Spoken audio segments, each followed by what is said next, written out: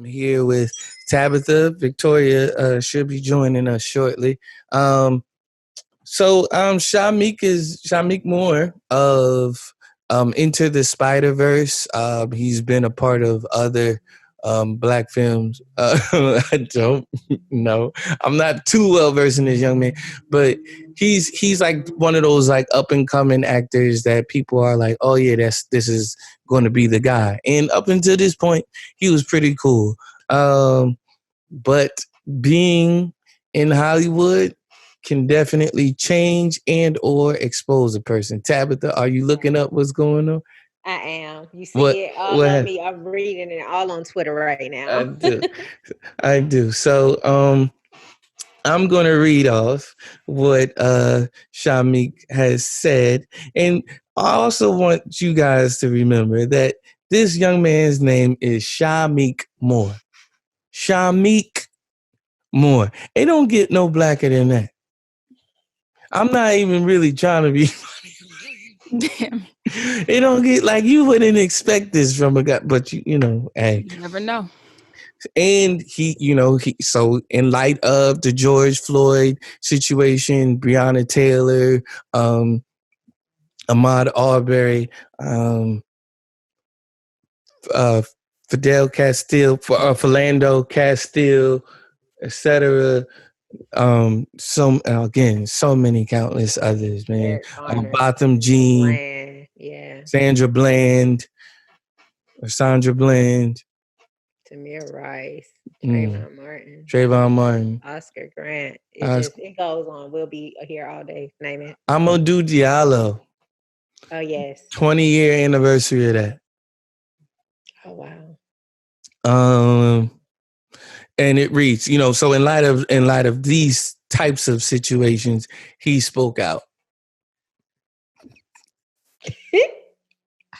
Really? Okay. He decided to give his coonish 2 cents. Call it what it is. I've never said that we were an unbiased podcast. And it reads, see, I have a very strong opinion that the black community hates to hear. He starts off with C, as if like this is really something to see, but needs to hear. We need to learn how to deal with police. Error number one. I'll read it and then we can go back over it and just pick this joint apart because there's so much to pick apart. And or racism. Because this is the part of the scenario we have failed to fix. We failed to fix something. Okay. Mm. We have to work on our community before blaming everything on quote unquote racists and police. Number one, there is still, all caps, black on black violence. You would think a white person is writing this. Yeah. Somebody hacked into got a ghostwriter. Account. Yes. You got a ghostwriter named Chad. Yes. Chadwick. Correct. There is still black on black violence that needs to be addressed. And two, if we know that the wrong white person could change our whole life with a false accusation, why do we give them the energy they want? What? Why am I here? I'm not today. I've lost. Thieving, bruh. Give them an inch. They will take a mile. Well, in all actuality, I have to speak to this right now. Give them an inch. They'll take a whole country. Right. Pick them out. Right. We literally know this already. At what point do we look at ourselves and make adjustments? That's just pure ignorance. But go ahead, keep going. No one, it is. All this is pure ignorance. No one asked for my opinion. This is the first right thing you say. exit. Just exit stage. We don't care which side. Just exit. I want to ask you to fix your fingers to type any of this. Tabitha said, I don't care left, right, front, back, just exit the stage. Throw bro. yourself off, do what you got to do, but exit. Go ahead. So. No one asked for my opinion, but it's 2020, not 1945. He just picked a random date and time. Meaning I'm more focused on Black futures than Black history. I personally refuse to feel like a victim. I refuse to have a slave mentality. Well, too late. Too late for that one, buddy. I don't not fear for my life because I know how to carry myself in tough situations. I did see the stupidness. I just feel the solution is not to continue to handle the situation the way we've been handling it. There are no results. That is literally the definition of insanity. No, your tweet is the definition of insanity. Insanity. For you don't not fear. Don't not fear. Like, what? Don't not what?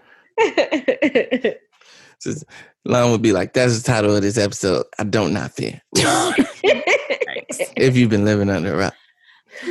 Look, all I'm saying is, in the moment when we are experiencing racism, can we, the Black community, sir, no longer put yourself. You're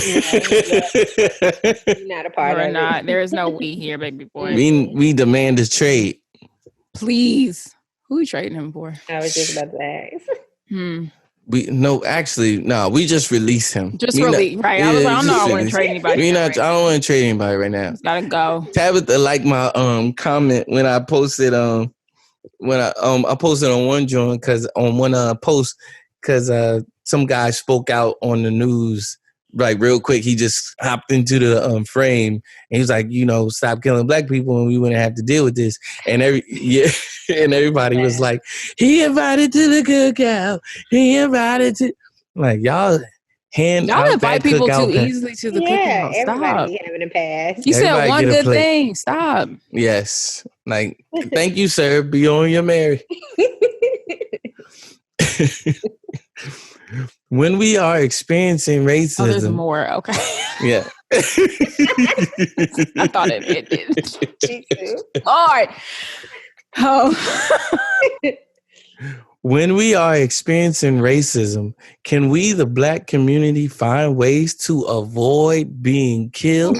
I'm screaming. Or hunted. Out here just looking to be killed, basically. We're asking to be killed. That's what's happening. Right. So where do y'all want to start? Where y'all want to start? Because I'm going to do my own little 10-minute video on breaking this whole thing down. But what do y'all have to say in regards to this? What would you like to say? If he were here in this room right now, with him and all his Uncle Tom glory, what would you say? You don't even have to put it like that. What do you want to say? What is your response to this? Tom, I can't say my responses. It has cuss words in it. I'm just disturbed by his ignorance. How do you, and I've had this conversation with a white person before, they asked about our experiences when we're stopped by the police, and then they went on to give their advice and their narrative, which you could never understand it from my shoes, but they were just saying, have you considered being nice to the officer and thanking the officer for serving and just all of that? I'm like, that. Mm-hmm. Right. That's not the answer. Right. That's not the answer. We don't go about trying to be killed. And he made it seem like we just go about trying to be killed. We go about doing things with our mindset being that we can get I don't even know that I want to comment. I think I'm just angry right now. Right. Yeah. Curse or whatever you gotta do, Victoria. What he said. I'm trying to keep it down. Whole thing was a slap in the face. Like, how does it feel to be?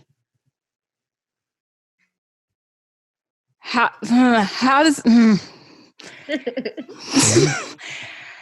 that, like, how dare you sit here and discredit an entire people, like your people, whether you want to acknowledge it or not? Because right now I don't claim him. You discredit the hardships and the experience of an entire people, right? In your ill-informed slew of tweets that nobody and you acknowledge that nobody asked for your. So if you ever have that thought, like, nobody asked for my opinion, just put your phone down. Right. Don't keep going. Don't pass go. Then I would shut up. With that logic, I'd never do anything or say anything. I mean, but the fact that you have to acknowledge that no one asked for my opinion, to me, I felt like that's you telling, like, I know what I'm about to say is dumb. Right. You knew you was about to start some stuff. Stop. And the fact that you think that you can shuck and jive and tap dance your way out of what we face every single, like, get out, stop it. And the thing is, this is Shamik, this is Shamik Moore, in case anybody is curious. I got into a Twitter fight with him a few years ago. Wow. Because he was on that whole, like, if you want this type of man, you need to do XYZ. Ladies, I like classy women, so you need to dress classy. You need to act this way. You need to carry yourself a specific way. So therefore, because this is what I like, this is what all of you need to do. And I was like, Shamik, that literally doesn't make any sense, because why can't you just like what you like and move on past that? Mm-hmm. And, like, let it be what it is. Like, don't drag every other, like, first of all, we don't want you. Second of all, he cute. Not with that right attitude. Now, not with that's the thing. Like, not with the stuff that he says. Like, he is a respectability fool. Like, you are literally a tap dancing monkey. Congratulations. Like, how does it feel to be performative in everything that you do? Because you're trying to appease and, like, perform for the acceptance and approval of white people. Like, I'm really curious. Like, what did you think what were you trying to gain from this? What you just said. But I want to know what he and his mind thought, because I don't think anybody's going to come out right and be like, well, I was just trying to make sure I was cool with the whites. Like, I want to genuinely know, like, what went through your mind after you thought, like, nobody asked for my opinion. When this quarantine is over, I want to still be able to work. Maybe. I don't know. What has Shamik Moore been in? Like, that's the thing. I'm just like, look up his he was in Dope. I do know that. That's the movie. He was in Dope. That's really, like, the only, like... Wasn't there, like, police issues in Dope? Yes, there were. Wasn't there, like, police issues in Into the Spider-Verse? There weren't. His father was the police. He was in Wu-Tang. Yeah, he plays Raekwon in Wu-Tang. He was in The Get Down. He was in The Get Down. He wasn't. That's what most people... Well, I feel like people knew him first for Dope, but then became more familiar with him. He's in all of these black... I guess he was trying to leave that space. Yeah, I'm trying to... Right, he's like, I'm trying to be a crossover appeal. Listen, no, even in Into the... It's not in the movie, but there's a meme that goes around with Spider-Man and his version of Spider-Man. And, you know, the movie is based around Spider-Man teaching him how to be Spider-Man, right? And so the meme goes, he's like, he's like, when do you know how to, like, turn your spidey senses off? Like, cause, you know, when you have spider senses, it senses danger and stuff like that. And he was like, he's like, no, it only comes on when you're in danger. And he was like, oh, mine is always on. And that was like, that's the thing that makes you go like, oh yeah, cause he's black, and, you know, endangered species, et cetera, et cetera, et cetera. I'm like, fam, you a part of that me. You know what I mean? Mm-hmm. And you don't compute to you. I'll say this, in lieu of me saying whatever I have to say and whatever open letter I write to him, because I do think that it is important for him, and not just him, but other people that think like him. It is dangerous. His speech it's not just idiotic. It's not just ill-informed or uninformed. It's not just naive. It's not just ignorant. It is dangerous. It's dangerous speech, and it can cause other Black people to get killed because of it, whether they listen to him or whether there are other white people that listen to this and say, like, see, this is a Negro that has it under control and has himself under control. And so he's not anomalous. He's the way that Negroes should think. And so they should always capitulate to police officers. They should always placate to whatever we say and just do whatever we say and abide by what we say. First of all, the issue is in what you're stating, that we have to genuflect for police officers. Yeah. When no other race has to do that. Like that's the issue right there. We're already not on an equal playing field, because you think that it is our job to appease these police officers and yes, sir, no, sir, please, sir, thank you, sir, these police officers, and we don't. That's the issue before the other stuff, because it's like, are you sassing me? Like, I might be, but these other people sass you too. I don't have the right to sass you. I don't have the right to be and to express who I am and to express how I'm feeling ever. That's what that is. It's dangerous speech, man, and it's emasculating. You, sir, you can do that. Not I. Any closing arguments or anything anybody want to say? Any books we should read? Any things we should listen to? What can we do? I'm not. Talk to your racist uncle. How about that? Yep. Black people keep fighting the good fight. Yeah. And this is actually something really important that I want to know. Be okay with your role in this. I feel like Black people oftentimes feel like this pressure to be a front runner or like lead their own initiative or their cause. And it's just like, no, like there are organizations that have done the work to set up some level of infrastructure, even in their infancy. Like the work has been done. Like you can support these things in so many ways. There are so many other avenues. Not everybody has to be a frontline responder. Yeah. Like you can put money, like for me, I've realized that I am more of like a nurturer and I am more of a financial supporter. I am happy to throw money behind causes. I am happy to volunteer for certain, like I'm still to this day, and I know people have issue with this. I'm happy to volunteer for, to prevent voter suppression because I still do believe in voting. Mm-hmm. And so I think it's like taking,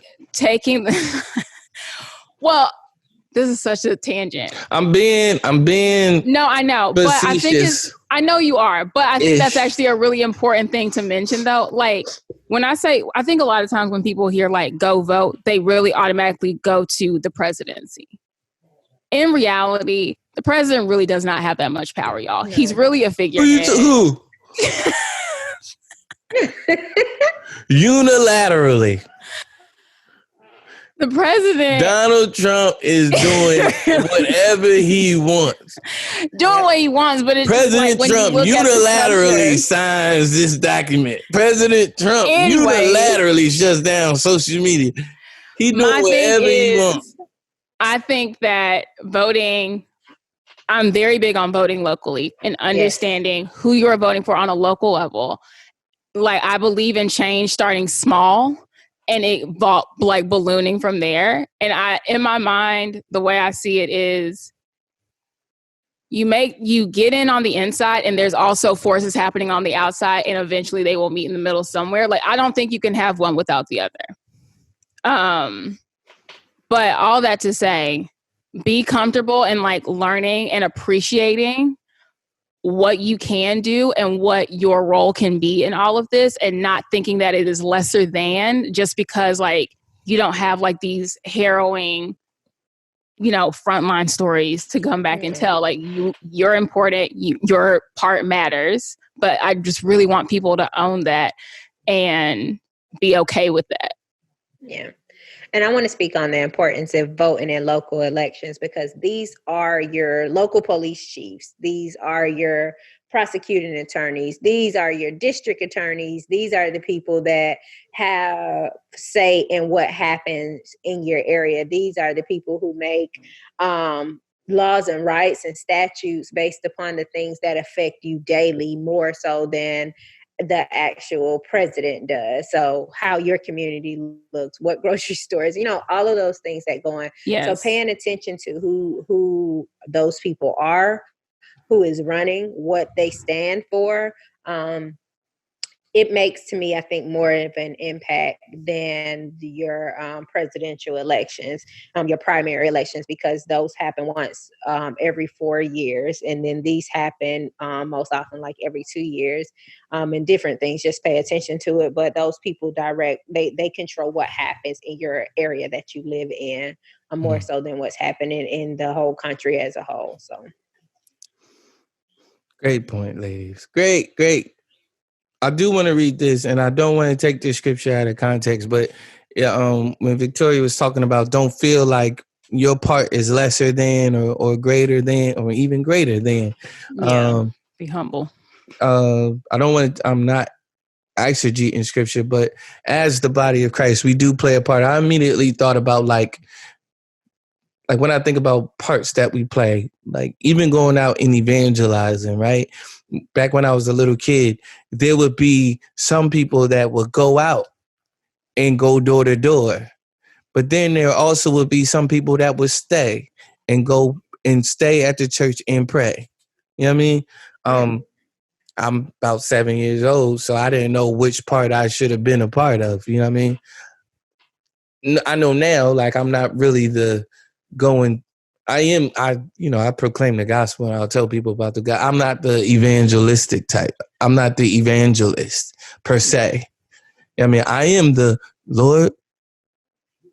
You know what I mean? Prepare the way. What scripture is this? 1 Corinthians chapter 12, verse 15. It says, 14. I'm sorry, 14. Now the body is not made up of one part, but many.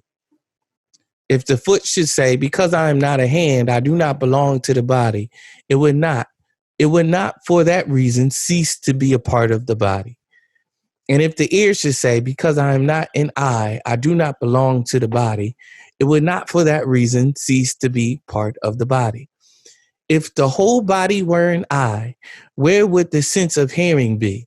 If the whole body were an ear, where would the sense of smell be?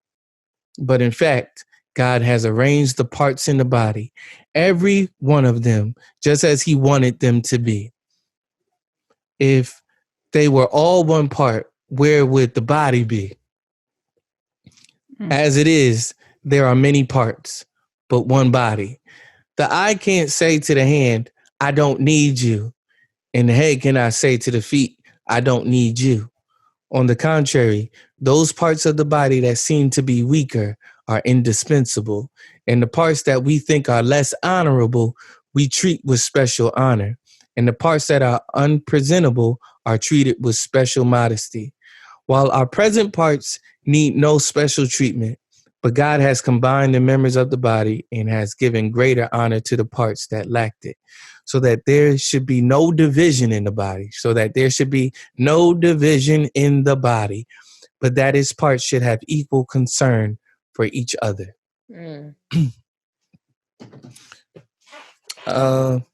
Ladies, thank you so much for this and for pressing through. Tabitha went to another spot to be able to get on the mic and not sit close to it. I really appreciate it. Really appreciate her making the effort to be a part of this podcast today. Yes. Victoria and all her kerfuffle of emotion and I know because I'm serious because I know that you feel deeply. You know what I mean? And then you feel deeply about this stuff still, and then and then to like have to like continue to speak about it. It can be frustrating and like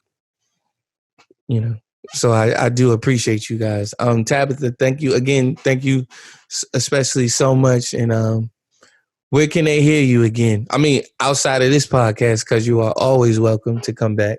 But Thank you. Thank you. And I like that. That's high because I know some people like, they're not a special guest. I still remember. There's a couple people I'm like, yes, wait, and that they It won't be happens. back. So thank you that I have an open invitation. Victoria has vetoed some stuff, by the way, so it ain't just Hard me. no. Yeah. But you can follow me and find me on Instagram at Keepin KEEPIN .TABS __. So that's Keepin .tabs __. And the link to my podcast is there. So tune in.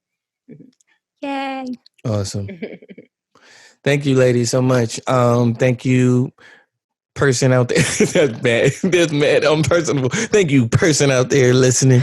I want to thank you personally for listening to this podcast. Be sure to like, share, and subscribe. Why haven't you subscribed? Why do I have to keep saying this?